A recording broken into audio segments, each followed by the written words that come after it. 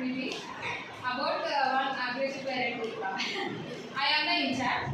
I am going to solve the problem of the parent. What is going on in school? Let's hear. You should come from there.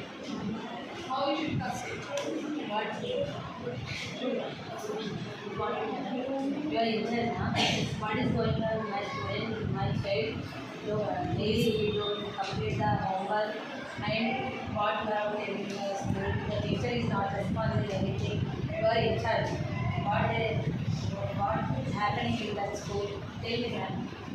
I am sorry for this harassment. Actually, the teacher got hospitalized from one week, madam. She is not answering to that, madam. I will solve your problem, madam. I will take the weeks and I will send the videos, madam. And please write